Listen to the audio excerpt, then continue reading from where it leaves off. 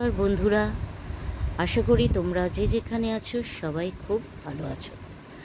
চলো বাবিনের রান্নাঘরে আরও একটি নতুন রেসিপি নিয়ে চলে এসেছি, সর্ষে চিকেন। আশা করি তোমাদের সবার খুব ভালো লাগবে, ভাত দিয়ে দারুণ লাগবে খেতে। আর তোমরা দেখতে থাকো কিভাবে এই সর্ষে চিকেন আমি করছি। স্কিপ করে যেও না বন্ধুরা, সাথে থেকো, ভিডিওর সাথে থেকে। যে দেখো চিকেন নিয়েছি, চিকেনগুলোকে আমায় সুন্দর করে ছোট ছোট করে পিস করে নিতে হবে। সর্ষে চিকেন করব, তার জন্য সুন্দর করে পিস করতে হবে। বড় বড় পিস করলে অসুবিধা হবে সিদ্ধ হতে, যার জন্য আমি একদম ছোট করে পিস করে নেব। আর দেখতে থাকো, এই যে একটা মশলা নিয়েছি আমি, সেই মশলাটা হচ্ছে আদা নিয়েছি, কাঁচা লঙ্কা নিয়েছি, রসুন নিয়েছি। রসুনটা আমি একটু পরিমাণে বেশি নিয়েছি। আমি এখানে কোনো পেঁয়াজ ইউজ করব না। এখন দেখে নাও আমি চিকেনটাকে কিভাবে পিস করে নিচ্ছি। চিকেনগুলিকে সুন্দর করে ছোট ছোট করে পিস করে নিতে হবে আগে, তারপর এই মশলাটা করে তোমাদের কাছে ফিরে আসছি। দেখো এই মশলাটা আমি মিক্সিতে করব, মিক্সার জারে নিয়ে নিয়েছি আমি। এটা স্মুথ একটা পেস্ট করে নিতে হবে মশলার। তারপর চিকেনটা দেখো পিস করা হয়ে গেছে, সুন্দর করে আমি এরমভাবে ছোট ছোট করে পিস করে নিয়েছি। আর এই চিকেন, সর্ষে চিকেন সবসময় সলিড পিসেই হয়, কিন্তু আমার এখানে সব রকম পিসই আছে। এই সব রকম পিস দিয়েই আমি করব, অসুবিধা নেই তাতে। এবারে মিক্সার গ্রাইন্ডারে আমি অবশ্যই এটা গ্রাইন্ড করে নেব। সুন্দর করে একটা স্মুথ পেস্ট কিন্তু হওয়া চাই, স্মুথ পেস্ট না হলে হবে না। কেউ সবাই শিলনোড়াতেও করে নিতে পারো। এই যে পেস্টটা হয়ে গেছে। আর এবারে এর মধ্যে আমি ম্যারিনেশন করব। ম্যারিনেশনটা কিন্তু খুব জরুরি। আদা, রসুন, কাঁচা লঙ্কা, এখানে হলুদ, ধনে আর নিয়েছি শুকনো লঙ্কার গুঁড়ো। এটা দিয়ে আমি সুন্দর করে মেখে ম্যারিনেশন করব। ম্যারিনেশনটা 1 ঘন্টা রাখা দরকার। হ্যাঁ, যত ম্যারিনেশন করে রাখবে মাংসটা, ততই কিন্তু মাংসটার টেস্টটা, যে রেসিপিটা করছি তার টেস্টটা দ্বিগুণ হবে। এরপর দেখো টক দই দিয়ে দিয়েছি, এখানে 3 চামচ টক দই আছে। এই সব মশলাটা দিয়ে আমি সুন্দর করে মেখে নেব আর ঢেকে রেখে দেবো। দেখো আমি সুন্দর করে কিন্তু মেখে নেব। আমি এখন নুন দিয়ে আমি মাখবো না, নুনটা আমি পরে ব্যবহার করব, কারণ নুন দিলে জল ছেড়ে দিতে পারে, যার জন্য এখন আমি নুন দেব না। তো চলো, এর মধ্যে কাঁচা তেল দিলাম 2 চামচ মতন। কাঁচা তেল দিয়ে দিলাম সর্ষের তেলেই কিন্তু এই রান্নাটা করতে হবে, সর্ষে চিকেন। তো ভালো করে সুন্দর করে হাত দিয়ে ভালো করে মেখে রেখে দিতে হবে 1 ঘন্টা। দেখো সুন্দর করে মাখা হয়ে যাচ্ছে। এবারে আমি এটাকে ঢেকে রেখে দেবো। সুন্দর করে হাত দিয়ে ভালো করে প্রত্যেকটা মাংসের টুকরোর মধ্যে যেন প্রতিটা মশলা লেগে যায়, এমনভাবে মেখে নিতে হবে চিকেনটাকে। এরপর দেখছো কি সুন্দর করে মাখা হচ্ছে, মাখাতেই দেখতে কত সুন্দর লাগছে। এবার রান্না হলে তো আরও তার দ্বিগুণ সুন্দর হয়ে যাবে। তো এবার ম্যারিনেশনটা জরুরি, খুবই জরুরি। ম্যারিনেশনটা যতক্ষণ রাখতে পারবে মাংস তত সফট হবে আর খেতে তত টেস্ট হবে। আমি তাই 1 ঘন্টা রাখলাম। তোমরা যদি আরও একটু বেশি রাখতে চাও রাখতে পারো, অসুবিধা নেই তাতে। এবার কড়াইয়ে আমি তেল বসিয়ে দিয়েছি, সর্ষের তেল, পরিমাণ মতন সর্ষের তেল দিয়েছি। তেলটা গরম হলে আমি চিকেনটা এর মধ্যে অ্যাড করে দেব। তারপর দেখো সুন্দর কিন্তু ম্যারিনেশন হয়ে গেছে, তেলও গরম হয়ে গেছে, চিকেনটা তেলে পড়ে গেছে। সুন্দর করে কষিয়ে নিতে হবে, ভালো করে কষিয়ে নিতে হবে চিকেন। আর ভালো লাগবে তাতে, যত কষাবে তত কিন্তু সুন্দর সফট হবে আর খেতে দারুণ লাগবে। রুটি, পরোটা দিয়ে খেতে ভালো লাগবে, ভাত দিয়ে তো দারুণ যাবে। দুর্দান্ত লাগবে ভাত দিয়ে। একবার তোমরা অবশ্যই ট্রাই করো এইভাবে সর্ষে চিকেন।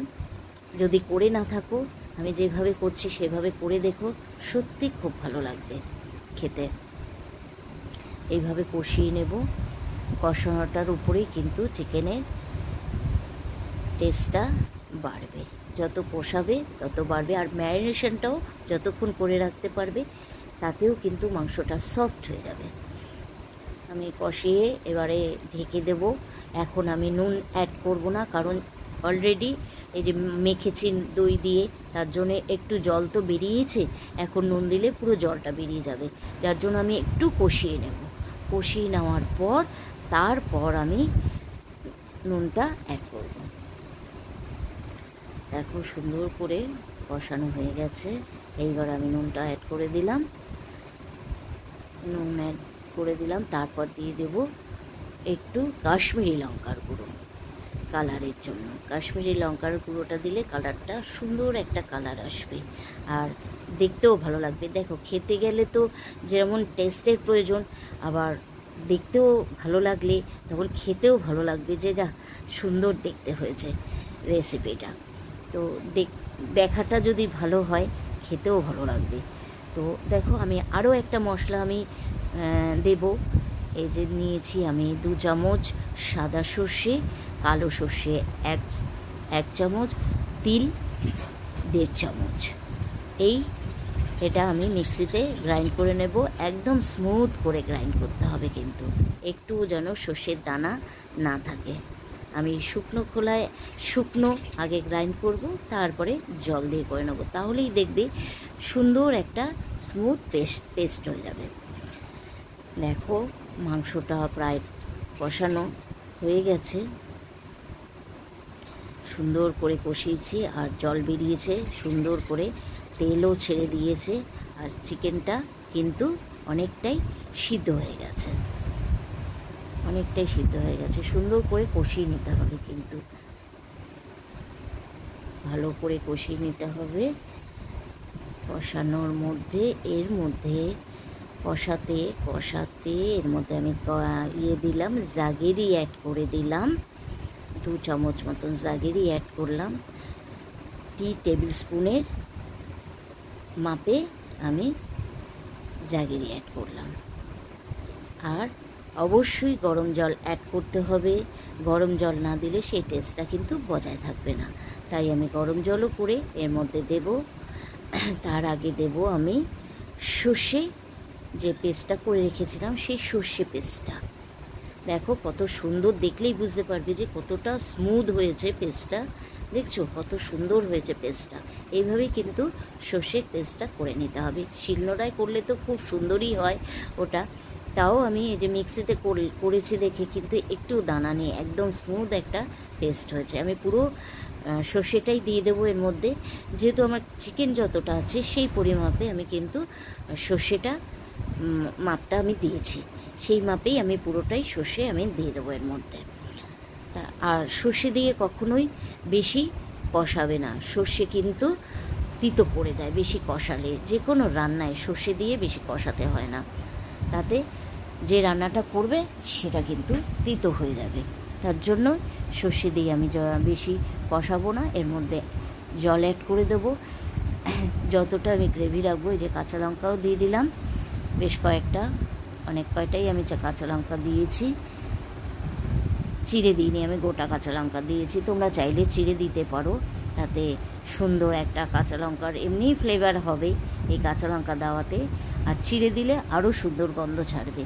আর ঝালটা যেহেতু আমরা কম খাই, সেজন্য ঝালের পরিমাণটা কম দিলাম। দেখো জল দিয়েছি, গরম জল, একদম গরম জল দিয়ে যে কোনো রান্না করলেই তার টেস্টটা কিন্তু বজায় থাকে। তাই জল গরম দিলে আর তাড়াতাড়ি হয়েও যায়, গরম জলে যেটা গরমে হয়েও যায়। দেখো কষানো পুরো কমপ্লিট, একদম পুরো কষানো হয়ে গেছে, সিদ্ধ হয়ে গেছে, মাংস একদম সুসিদ্ধ হয়ে গেছে। এরপর আমি ধনেপাতা অ্যাড করে দিলাম, আর একটু নাড়িয়ে গ্যাস অফ করে দেব। আর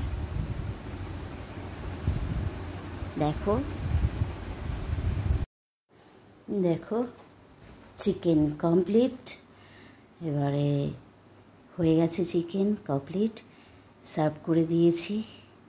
দেখতে কত সুন্দর হয়েছে দেখতেই পাচ্ছ।